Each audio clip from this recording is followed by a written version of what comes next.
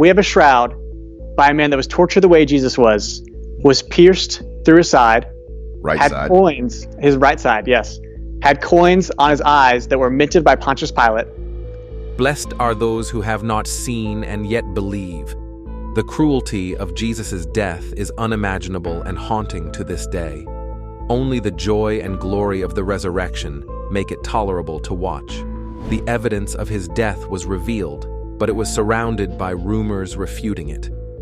The latest discovery about the Shroud of Turin could shake the very foundations of many beliefs. Recently, Dr. Taylor Marshall revealed his thoughts about this holy shroud. If we analyze the shroud based solely on facts, we uncover additional details. The Shroud of Turin underwent a series of non-destructive tests using some of the most advanced equipment of the time, and now the truth is revealed. Shroud of Turin isn't Jesus' burial cloth, claims forensic study. Over the past several centuries, many people have claimed to have found Jesus' original burial cloth. One of the most famous candidates is the Shroud of Turin, so named because it has been housed in the Cathedral of St. John the Baptist in Turin, Italy, since 1578. However, new forensic research suggests the Holy Shroud might not be the real deal. The Shroud of Turin, a 14-foot linen cloth bearing an image of a crucified man, first surfaced in 1354. It's not the only possible relic associated with Christ. Others include a crown of thorns at the Notre Dame Cathedral and Christ's supposed foreskin, allegedly stolen from Calcutta, Italy around 1983, but it's produced one of the most heated debates. As recently as 2009, researchers discredited the Shroud of Turin by claiming they'd found Jesus' real burial cloth. Now researchers are using forensic techniques to argue the bloodstains on the shroud couldn't have come from Christ. Forensic anthropologist Matteo Borini and chemistry professor Luigi Garlascelli used a live volunteer and a mannequin to study how blood from Jesus' crucifixion and spear would have flowed onto his burial shroud. Using both human and synthetic blood, they were unable to find a single position in which the blood flowed onto experimental cloths to create the staining pattern on the Shroud of Turin. If you look at the bloodstains as a whole, just as you would when working at a crime scene, you realize they contradict each other. That points to the artificial origin of these stains. Previous studies have come down on both sides of the debate. In 1988, scientists in Switzerland, England, and the United States carbon dated the Shroud of Turin and concluded that it originated in the Middle Ages between 1260 and 1390. In 2013, scientists in Italy used infrared light and spectroscopy to date it between 280 BCE and 220 CE, a period covering Christ's lifetime. Garlascelli, a co-author of the recent forensic study who works at the University of Pavia in Italy, has also published research on the Shroud of Turin before. In 2009, he created a copy of the shroud to disprove claims that it has some strange properties and characteristics that they say cannot be reproduced by human hands.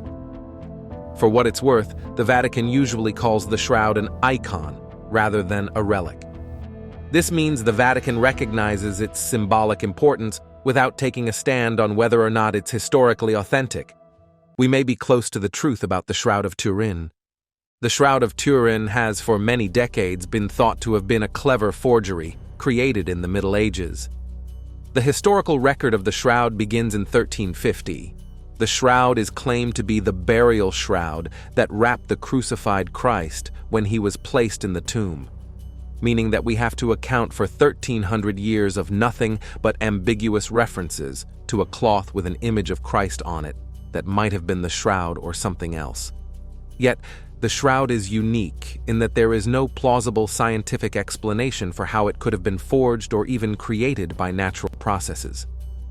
It is as if a cup found in the Middle Ages claimed to be the Holy Grail, and it turned out to be 3D printed.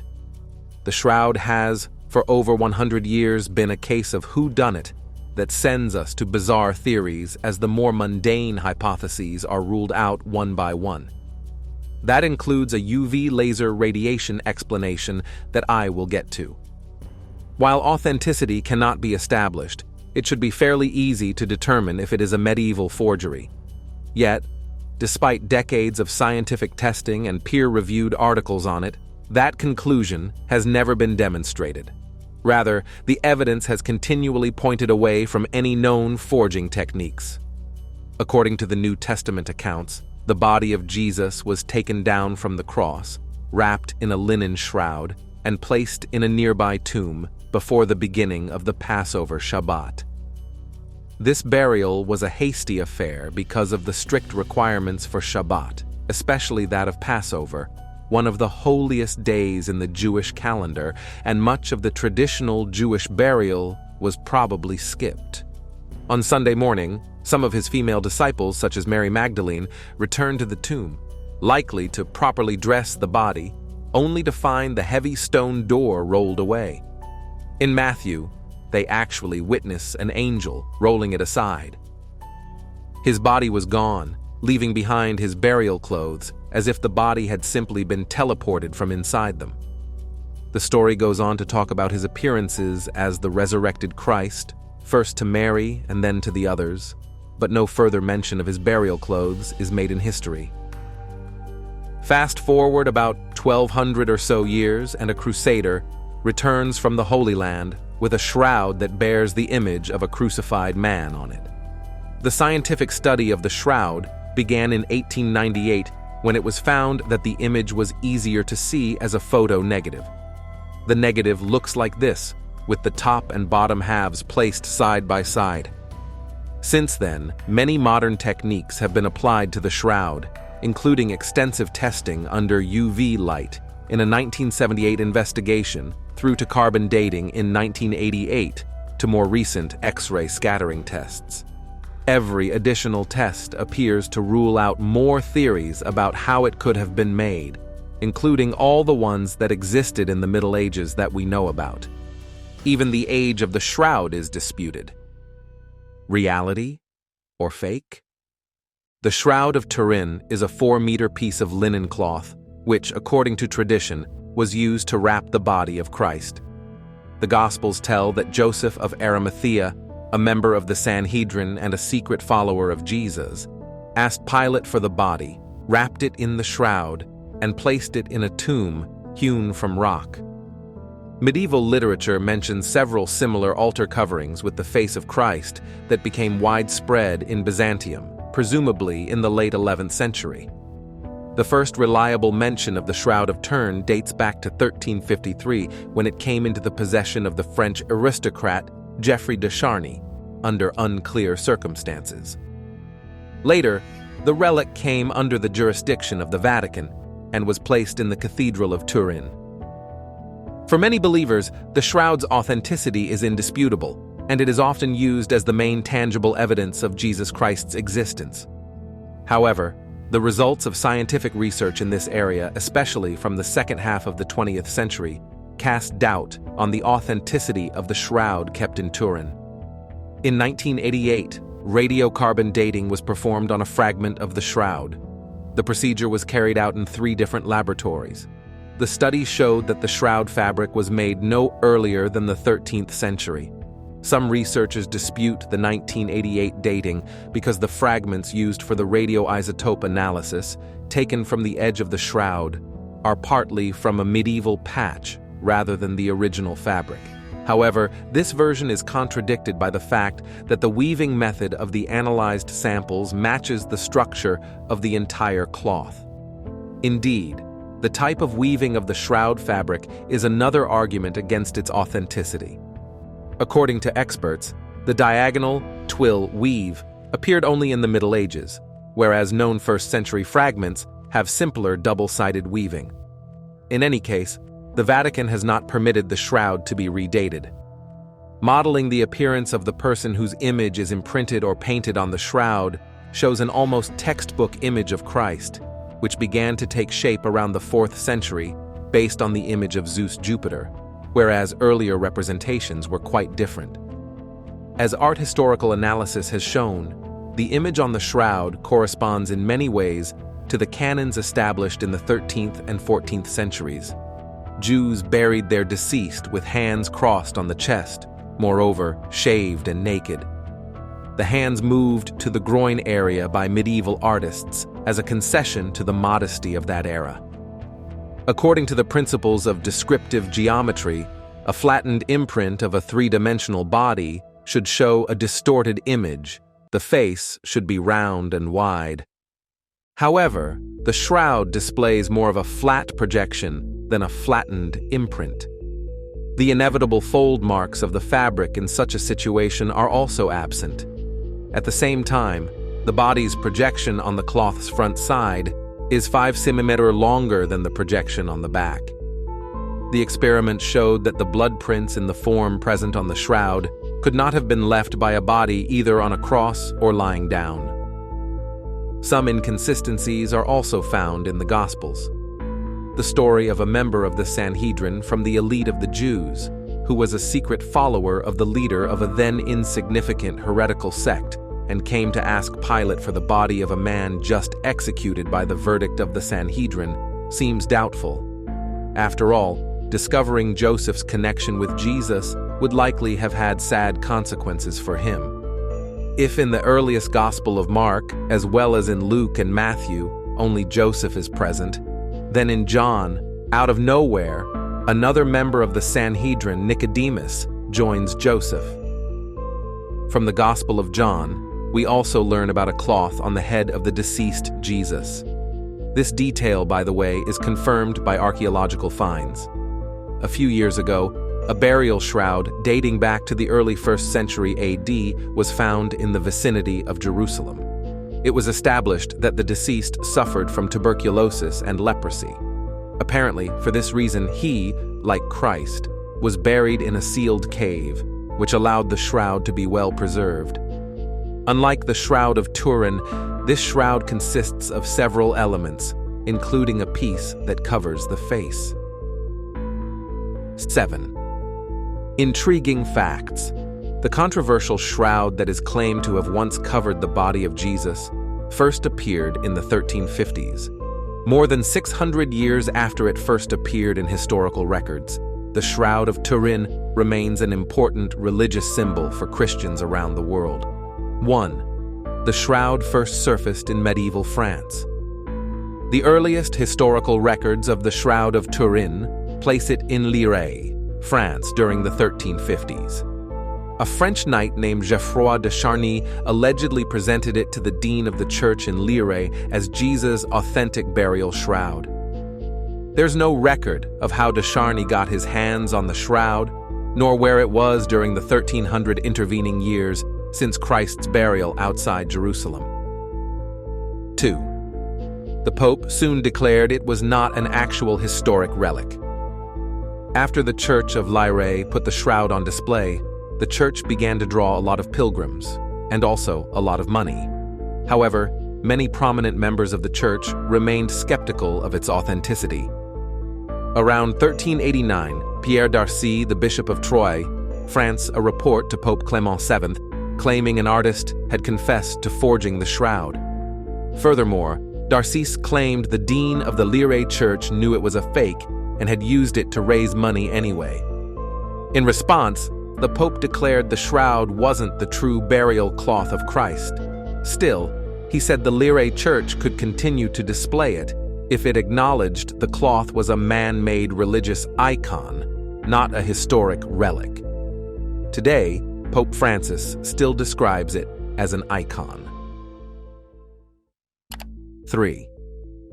De Charny's granddaughter was excommunicated for selling it to Italian royals. In 1418, when the 100 Years' War threatened to spill over into Lirey, Geoffroy de Charny's granddaughter Margaret de Charny and her husband offered to store the cloth in their castle. Her husband wrote a receipt for the exchange acknowledging that the cloth was not Jesus' authentic burial shroud and promising to return the shroud when it was safe. However, she later refused to return it and instead took it on tour, advertising it as Jesus' real burial shroud. In 1453, Margaret de Charny sold the shroud in exchange for 2 castles to the royal house of Savoy, which ruled over parts of modern-day France, Italy, and Switzerland. The The house later ascended to the Italian throne. As punishment for selling the shroud, she received excommunication. 4. Before the shroud moved to Turin, it was almost lost in a fire. In 1502, the House of Savoy placed the shroud in the Sainte-Chapelle in Chambéry, which is now part of France. In 1532, a fire broke out in the chapel. It melted part of the silver in the container protecting the shroud, and this silver fell onto part of the shroud, burning through it. The burn marks and the water stains from where the fire was extinguished are still visible today. In 1578, the House of Savoy moved the shroud to the Cathedral of St. John the Baptist in Turin, which later became part of Italy. It has remained there ever since, with the exception of World War II, when Italy relocated it for safekeeping. 5. There have been many scientific studies about its authenticity. Despite the fact that Pope Clement VII declared the shroud a fake over 600 years ago, there has been no end to the debate about the shroud's authenticity. Starting in the 20th century, people on both sides of the debate began to bolster their arguments with scientific studies. In the 1970s, the Shroud of Turin research project said the markings on the cloth were consistent with a crucified body, and that the stains were real human blood. In 1988, one group of scientists said their analysis showed the shroud originated between 1260 and 1390, while another said their analysis showed it originated between 300 BC and AD 400. In 2018, researchers used forensic techniques to argue the bloodstains on the shroud couldn't have come from Christ. 6. The shroud is protected by bulletproof glass. Security is tight for the frail Shroud of Turin. It is rarely shown to the public and is guarded by security cameras and bulletproof glass. The latter security measure actually proved to be a bit of a roadblock in 1997, when a fire broke out in the Cathedral of St. John the Baptist. Firefighters had to hammer through 4 layers of bulletproof glass to save the shroud. 7. The shroud entered the digital age. In April 2020, Turin Archbishop Cesare Nosiglia announced that in light of the devastation of COVID-19, people around the world would be able to view the Shroud of Turin online for Easter. Archbishop Nosiglia said he was motivated to provide a live stream of the shroud, which was last publicly displayed in 2015 by thousands of people who requested to view it during the global COVID-19 crisis. Theories for how the image was made. Painting. The 1978 Shroud of Turin research project, STURP, studied the shroud extensively for signs it had been painted. They concluded that there was no evidence of painting, brushstrokes, outlines, or other indication of pigment forming the image of the man. Nor is there any recognizable artistic technique that would produce such an image. Even worse, we see in the image not only a crucified man, but parts of his bones as well, indicating that this image reflects not only the person's surface, but also some depth below the surface. The image appears to be produced by some kind of 3D photographic effect. The 3D effect relates to the distance the body was from the surface of the shroud vertically, so that information is contained within the image. One of the STURP collaborators, Walter Macron, disputed the published findings, publishing several papers where he claimed that his detailed analysis showed that the image had been painted using red ochre and vermilion, common paints available in the Middle Ages. There are red stains on the shroud that the team considered to be blood. Chemical tests of the stains have indicated that they contain components of blood such as hemoglobin, so it is likely that they at least contain blood. Part of Macron's criticism relies on that fact that red ochre becomes redder with time, but old dried blood is actually brown or black, so this creates a problem for the STURP result. One explanation given is that the blood was exposed to some kind of radiation to make it stay red. Some chemical processes could also maintain the red color. It could also be blood mixed with red pigment. This BBC article suggests that Macron's analysis has been discredited, and there is some difficulty in determining how an artist could have painted such a faint image in the negative so accurately. Macron claims this is because the artist painted it based on the assumption that those parts in close contact with the body would have blood on them, while those further away would not. This naturally gives a negative appearance. Working with an artist, Macron also claimed to have been able to reproduce similar images to the shroud, but that is beside the point. There have been quite a few papers published disputing Macron's claims based on analysis of how the image on the shroud was formed at the microscopic and chemical level, and suggesting that he misinterpreted what he saw in the analysis. As with many other aspects of the shroud, this argument has gotten quite heated. Adler, another STURP member who has disputed Macron's analysis, says this about Macron's findings. He examined the sticky tapes used to take samples from the shroud under a microscope and saw iron oxide particles, occasional artists' pigments such as cinnabar, and fibers that seemed to have a thin film on them that stained with a basic dye, as would a protein. He decided these observations were sufficient to declare the shroud a painting. He simply has never accepted the work of other investigators showing this was a hasty judgment on his part, and that his observations have alternate interpretations. There is little point in repeating all these refutations here, as many of them have been described above or repeatedly in the references cited. A higher court has repealed his judgment. This is an important point about scientific. There is indeed paint on the shroud, and this has been attributed to copies being made. About 50 exist in various churches today, including a famous one made in 1624 by this method that has a miracle attributed to it. Some were made by pressing them against the original. This would naturally leave paint behind if there were paint used to make the copy. A 2008 Raman spectroscopy study showed that there were a great number of reddish particles present in the cloth, but again, that these form the image is heavily disputed even by those who believe the shroud is a medieval forgery. It simply isn't consistent with the evidence. The evidence points, however, to the image on the shroud not being formed from paint at all, and that the original STURP conclusion stands. Our picture of what Christ looked like, a bearded man with longish hair, is claimed to come from the shroud itself. On the subject of paintings, in 1937, the French biologist Paul Vignon published in Scientific American an article that, among other things, claimed that the shroud was in Constantinople throughout its early unrecorded history, and that copies had been made from the 5th through the 12th centuries based on paintings of Christ that the author claims were based on the shroud. In other words, our picture of what Christ looked like, a bearded man with longish hair, may come from the shroud itself. There are hints in the historical record of a cloth containing the imprint of Jesus existing since the 6th century. But there is no clear connection to the shroud currently in Turin. Rubbing, dusting, acid, or other chemical. Microscopic analysis showed no evidence that any liquid had been soaked into the cloth.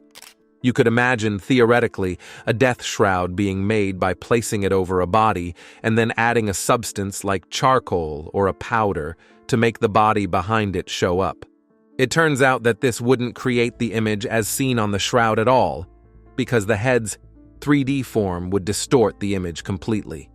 It would have had to come from a bas relief of a head, not a real one, for this to work. In addition, when you shine a light from behind, the substance would block some of the light, and you would see the image. If, however, the image is created by discoloration of the fibers themselves, you would not see anything, because nothing additional is blocking the light. That appears to be the case here. One theory is that the image was created as a rubbing with ochre using a bas relief, and that the pigment wore off over time, leaving behind only a chemical etching.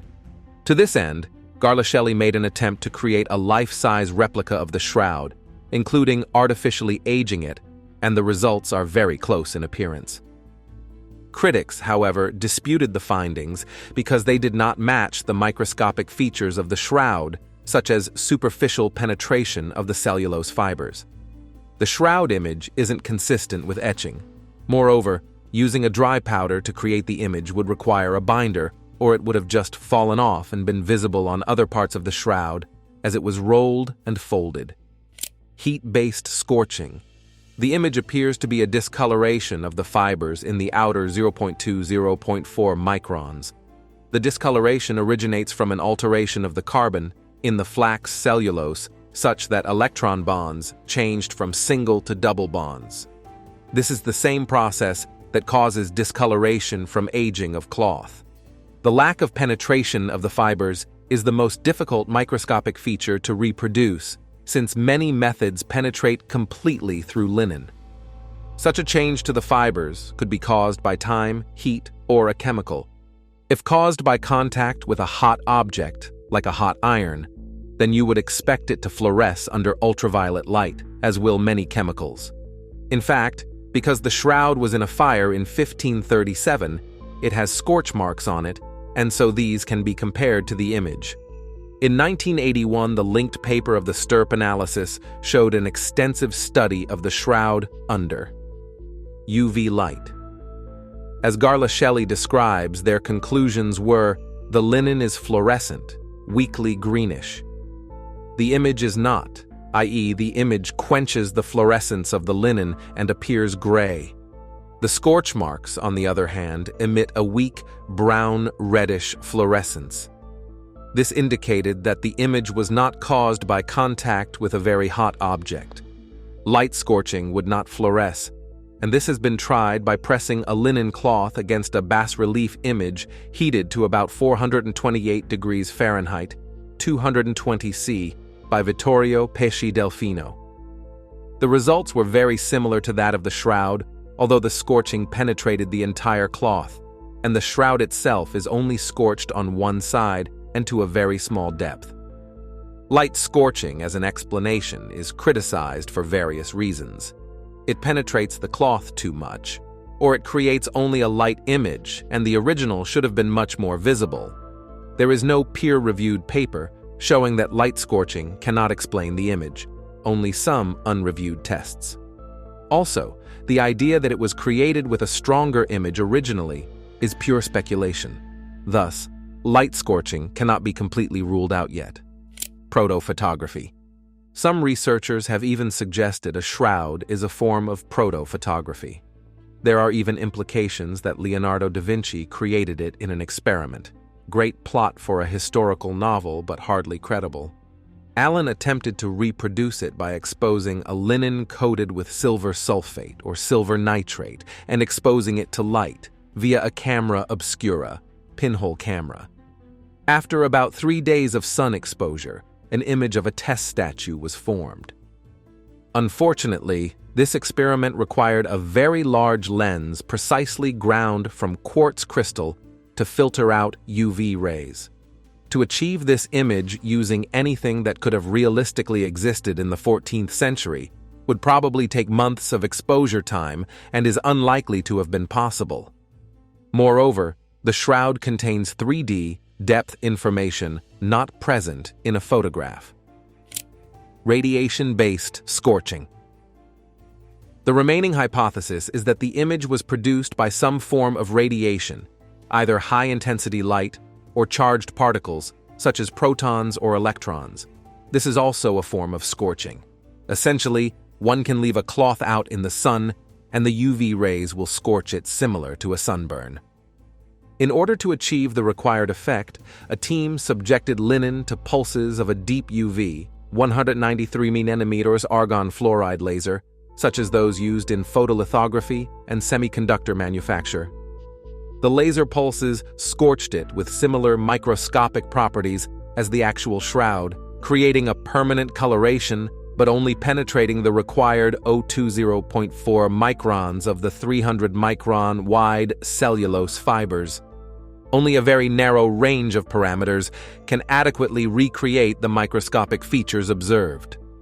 This fact has been used to suggest that the image is formed by some kind of nuclear disintegration of the body, which blasted out UV radiation in precisely vertical laser lines, creating the image. This is, in essence, another form of photography, but with 3D topographic information, like a kind of laser scan. The only natural source of this kind of radiation we have is the sun, but at 193 nm, this UVC light is completely blocked by the ozone layer. Earlier tests with longer wavelength UVA and UVB light that could come from the sun showed scorching inconsistent with the shroud. No known natural process nor technology present in the Middle Ages or earlier could accomplish this. This form of scorching is very much confined to the 20th to 21st centuries. Therefore, this explanation, although currently popular amongst many enthusiasts, must rely on a supernatural cause.